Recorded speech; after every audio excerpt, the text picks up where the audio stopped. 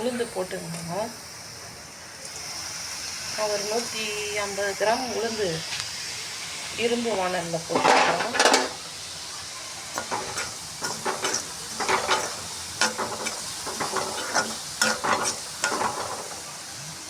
பொன் வறுவலாக வறுந்துச்சுமா. இந்த டைமில் போடு.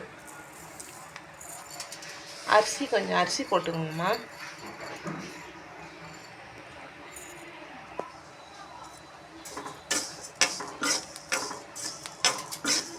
இது இரும்பு வானலில் தான் வறுக்கணும்.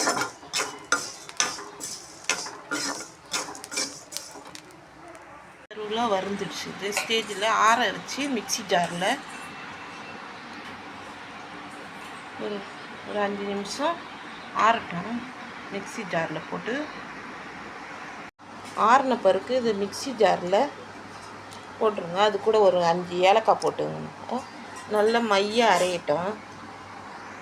அதுங்காட்டியும் நல்லா மிக்சி ஜாரில் நல்லா கொஞ்சம் அரைச்சிங்க. லைட்டாக குறன்னு இருக்கிற தன்மையில் எடுங்க. அது கூட ஏலக்காய், சுக்கு இருந்தால் சுக்கு கூட போட்டுருக்கலாம். எங்கிட்ட ஏலக்காய் தான் இருந்தது, நான் ஏலக்காய் போட்டுருக்குறேன்.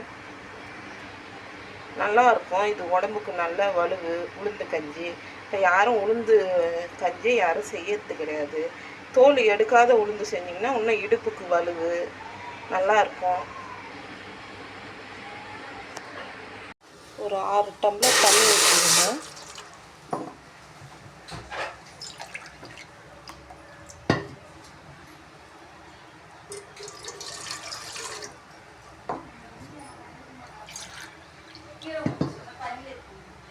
ஒரு 6 டம்ளர் தண்ணி ஊற்றிங்கன்னா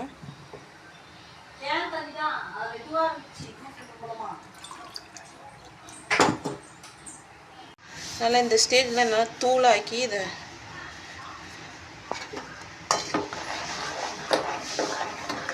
நல்லா கொதிக்கிட்டோம். இது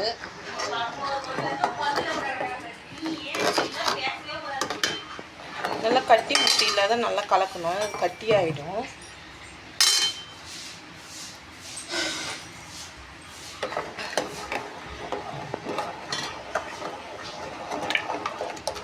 இருந்ததுன்னா சுடு தண்ணி கொஞ்சம் வச்சுருந்து ஊற்றலாம். அதில் எனக்கு கொஞ்சம் கட்டி ஆயிடுச்சு. நான் கொஞ்சம் சுடு தண்ணி ஊற்றுறேன். உடம்புக்கு நல்ல வலுவு. நல்லா எண்ணெய் கொஞ்சம் போடுமாண்ணா. நெய் போட்டால் கொஞ்சம் வாசனையாக இருக்கும். இன்னும் கொஞ்சம் போடுமா.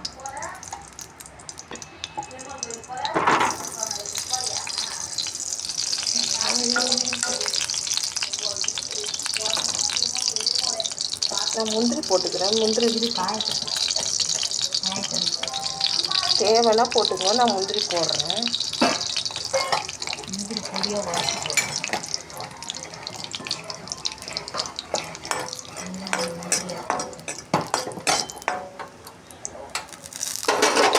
அது நல்லா பொண்ணு வரும் தான் வரணும்.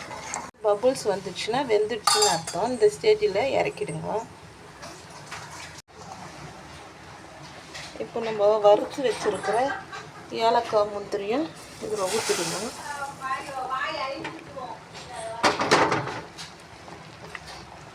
நல்லா இதுவாகிடுச்சு. இந்த ஸ்டேஜில் கஞ்சி நல்லா வெந்துடுச்சு. உப்பு சாப்பிட்றவங்க உப்பு சாப்பிட்டுக்கலாம். வெல்லம் போடுறவங்க வெல்லம் போட்டுக்கலாம். நான் சர்க்கரை போட்டு தான் செய்கிறேன்.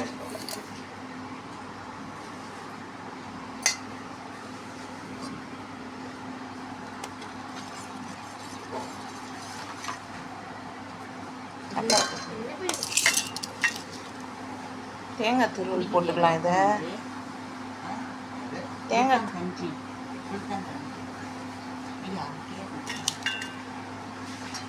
துருவல் போட்டுங்க. இந்த வீடியோ பிடிச்சிருந்தா லைக் பண்ணுங்கள், ஷேர் பண்ணுங்கள், கமெண்ட் பண்ணுங்கள்.